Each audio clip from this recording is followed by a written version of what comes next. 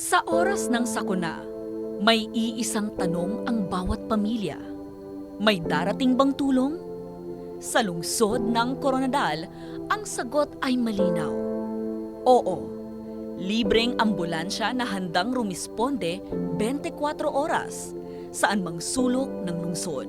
Isang sistemang inihanda, pinanday at pinatatag para sa bawat Coronadalenyo. Noon pa man ay pinangarap na ng lokal na pamahalaan ang isang health emergency system na mabilis, libre at maaasahan sa oras ng pangangailangan. Dahil sa mga kahilingan mula sa mga residente, maging para sa tulong sa gasolina upang maabot ang mga malalayong ospital tulad ng mga nasa Davao o para sa suporta ng ambulansya para dumalo sa chemotherapy at iba pang kritikal na paggamot, pinasimulan ni Mayor Ojeda ang pagtatag ng 24/7 na libreng serbisyo ng ambulansya upang matugunan sa anumang oras ng mga emerhensyang medikal. Noong Hunyo hanggang Disyembre, taong 2023, nakapagtala ang lungsod ng mahigit 700 na ambulance responses. Mula sa mga aksidente sa daan, tawag mula sa Corona 911 at iba pang medical health emergencies. Sa nasabing numero, mahigit 400 dito ang mga pasyenteng dinala sa Southern Philippines Medical Center o SPMC sa lungsod ng Davao para maipagamot. Samantala, sa taong 2024, umabot naman sa mahigit 800 na pasyente ang natulungan sa pamamagitan ng ambulance services. Sa pakikipagtulungan ng City Health Office, City Disaster Risk Reduction and Management Office, Bureau of Fire Protection, at ng Philippine Red Cross, ang lungsod ng Coronadal ang kauna-unahang local government unit sa Region 12 na nakapagtatag ng isang 24/7 Health Emergency Operations Center.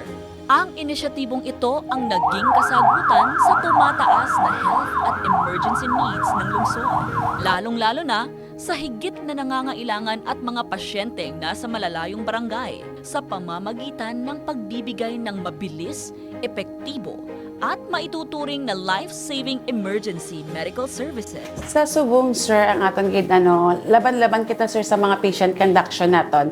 Inang mga pasyente naton nga for dialysis nga nagapangayo sang bulig para masakay sa ambulance. Inang mga pasyente naton nga nadisgrasya nga hindi bala makapungko para magpa-check up sa ilang mga doktor. May ara man kita, sir, mga cases kung kisa nga ng halin sa aton nga Crown 911 sa mga disgrasya bala, sir, sa dalan. Nilagdaan ni City Mayor Attorney Iliordo U. Ojeda ang Executive Order No. 17 Series of 2023 or an executive order establishing the 24/7 Health Emergency Operations Center sa lungsod upang lalo pang mapagtibay ang mga mekanismo para sa mas mabilis na pagresponde sa panahon ng sakuna. Maliban dito, malaking tulong din ang mga ambulansyang na-donate ni Senator Christopher Bongo sa pamamagitan ng mga inisyatibo ni City Vice Mayor Erlinda P. Arakil at sa patuloy na suporta ng kagawarang pangkalusugan. Ang pinakaayaw ko kasi, since na kahit na wala pa noon ako sa politika, ngayon na balang pasyente na hindi man lang agad-agad nadadala sa hospital. At yun ang naging dahilan na namamatay sila. So, sang ako na naging official diri sa Coronadal City, nangin motivation ato sa akon, no? To help. Then, ang isa pa gid dito, maliban doon sa delayed na may parating sa mga bahay pagamutan, ang isa pa tong motivation ko, ang kapigaduhon sang tao. Okay? Na kailangan mo pang magbayad, no? Magrenta para madala lang yung pasyente sa pinakamalapit na bahay pagamutan. That's why ang amon opisina, because I have my special project, no? Ako nga Public Assistance Center, free legal aid for indigent residents, and we have medical missions and other services. So ang amon office, wala man gid pondo ang Vice Mayor's office, pero may linkages, may tie-up.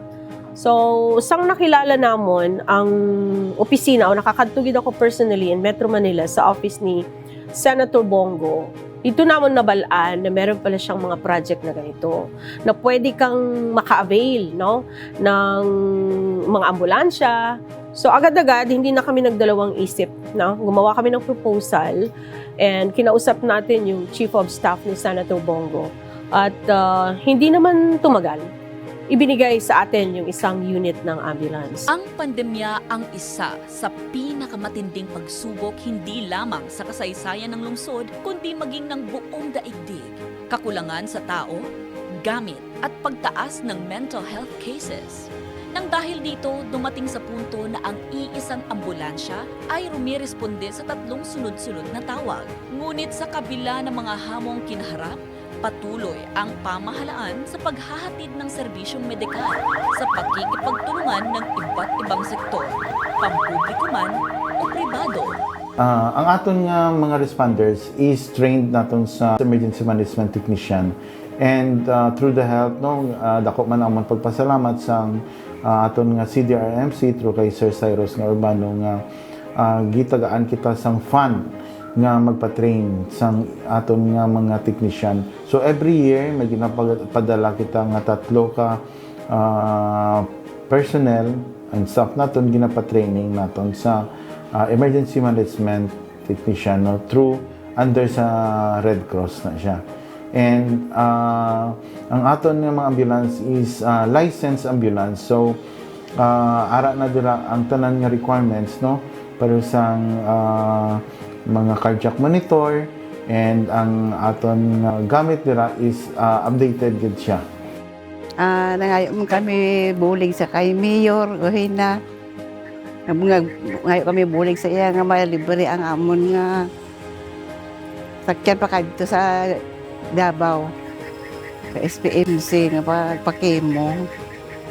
Ay dako gid nga bulig kay among tuya ay 3 years kung nga nagakimo among ginaano ko mo pangayuan dito. Dako na bulig nila sa akon kay sang sukad niya ginatake ako do sila na nagkuan sa akon na himo namon nga service kag ikaduha ang driver kag ang mga kaupod nila daw silbi amo na sila akon nga TL kay sila gigalalay sa akon. Alin diri samutong tulak sa akon pasulod diri. Sa lungsod ng Coronadal, sinisiguro nating lagi bukas ang Corona 911. Mabilis at epektibo ang ating mga responders at libre ang ambulance services na handang tumugon sa anumang uri ng sakuna o emergency.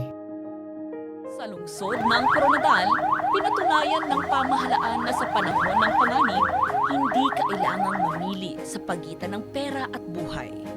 Ito ang mukha ng serbisyong may malasakit. Isang ambulansyang libre sapagkat ang bawat buhay ay mahalaga. Dahil ang kalusugan ng isip at katawan ay hindi pinipili ang oras. Hindi rin dapat ito pinipigilan ng takot, layo o kakulangan sa pera. Sa Coronadal, may sasagip sa iyo